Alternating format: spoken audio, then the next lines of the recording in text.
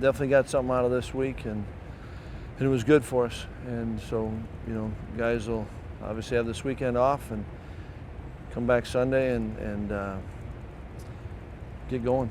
So wanted to now, a lot of work's been done this week, and get away, relax, and come back ready to go. Have you done developmental stuff this week, or have the veterans been involved? Both. Okay. Yeah, both.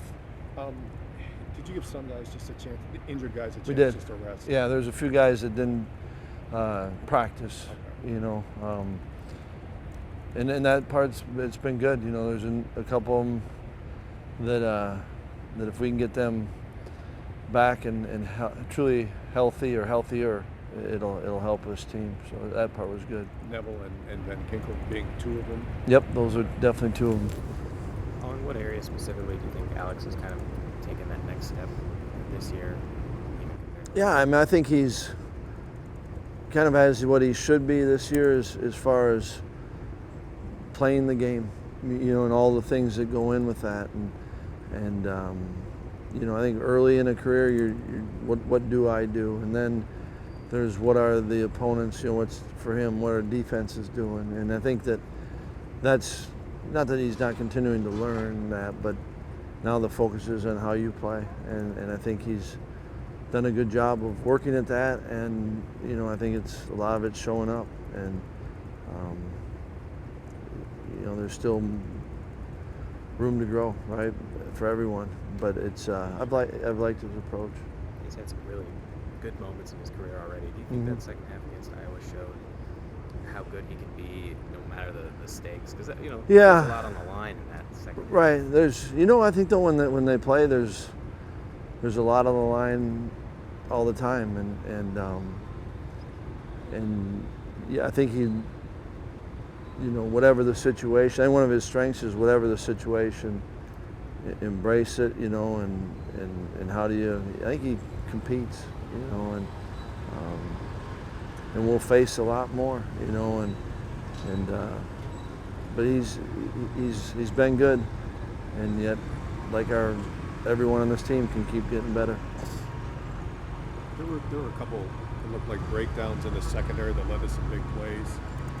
Were there still little communication issues on at least one or two other plays? Yeah, and I think I think there's some communication, but then I think there's also a big part of this game is trusting it. Then and when you maybe don't trust it, or another word is hesitant, it can look worse than it is. And I think that's every player kind of goes through those phases, and what's awesome about football is that everyone's tied in together and relying on and playing, kind of play off each other, and so a couple of those were that as much as it was not knowing, but I think then it's trusting and kind of what we were talking about with Alex, situationally then, okay, how do I play this in this situation, and then trust it and then play it.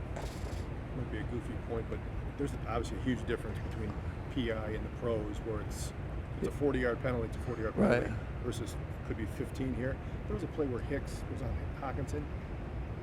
It looked like he was afraid to tackle him too hard. Do you teach those guys, look, if you're beat and it's going to be a 50-yard game, don't let him catch the ball no matter what it looks like? Yeah, and that comes up. You don't want that to make it your key coaching points. Obviously. Right? Yeah, right. I mean, all those, that, and I think that's another example of how you play the game and how you have to approach it. And you don't have necessarily like I said, the training tape of it, but there is situational football that those things are real. When you have a fullback as versatile as Alec, do you have to find ways to utilize him?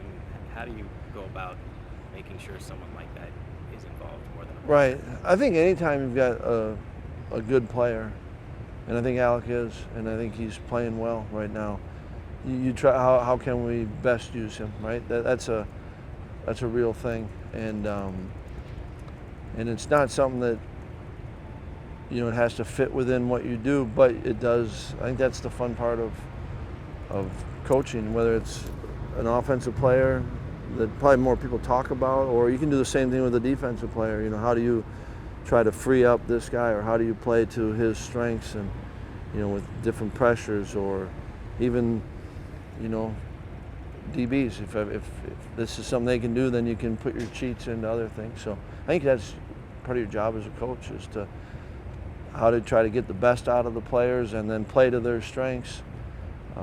And Alec is one that he can do enough different things that you do try to find different ways to play to those strengths.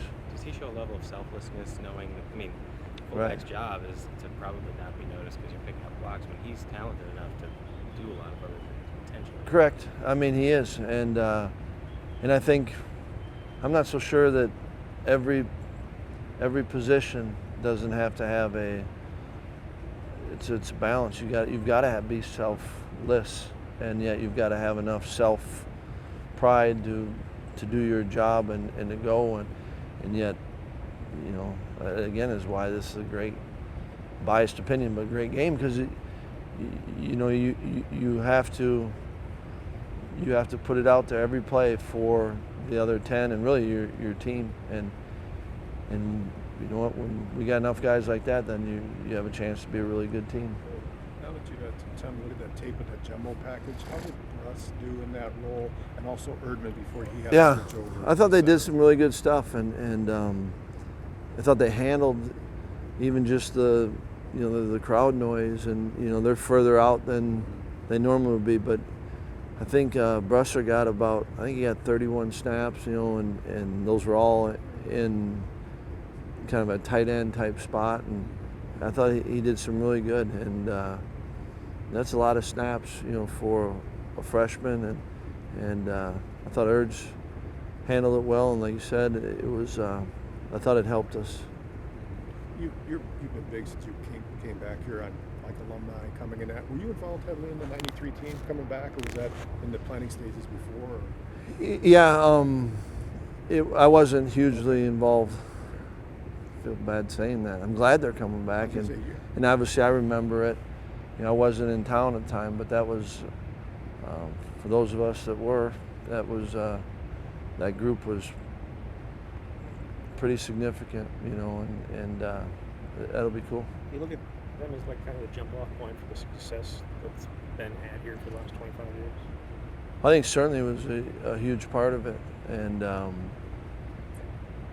there's no doubt about that. Just kind of the idea that Wisconsin can have success, like it gave everybody the idea that it's possible here, and that it can. Yeah, I mean, I think, you know, fans. I mean, it's probably no different. I think that team was probably very similar to the first basketball team that went to the Final Four. You know, people didn't think in their lifetime maybe that they would go to a Rose Bowl. I think, was it 63 or 31 years. Yeah. And you know, and certainly changed this program. Your defense the last couple of years has done a pretty good job of getting pressure on the quarterback, getting sacks. I know every year is different. The first couple of teams this year maybe got the ball out quicker, but are there things as you evaluate you think the group can do to generate more pressure, get some sacks, affect the game in that way?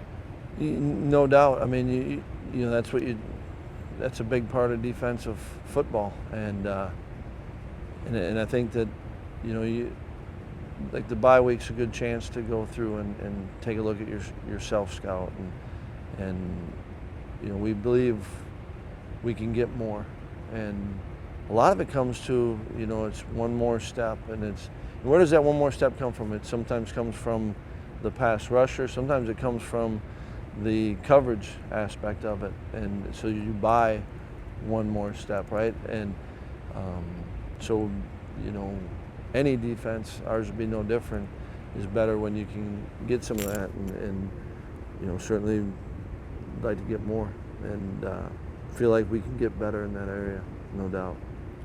Is it important for guys to just veg out and watch college football and eat Cheetos on the couch this weekend? That kind of thing? It's very stereotypical, Jay. I do think it's important to, you know, they've got to fuel up their tank. They got to, you know, make sure they come back with some energy, and you know, I know some will go home, you know, and that's important for them to get home, and and kind of just reconnect, and some will just, I think, like you're saying, kind of lay low. And that's what's kind of neat about a team, is that I think everyone's a little bit different, but they do need to kind of, they put a lot out there. You know, this is the halfway point as far as if you count camp, and so they've got to take advantage of this time to re-energize, whether it's through the Cheetos or watching games or maybe not watching any football, you know, and just getting away from it. So we got to come back ready to roll.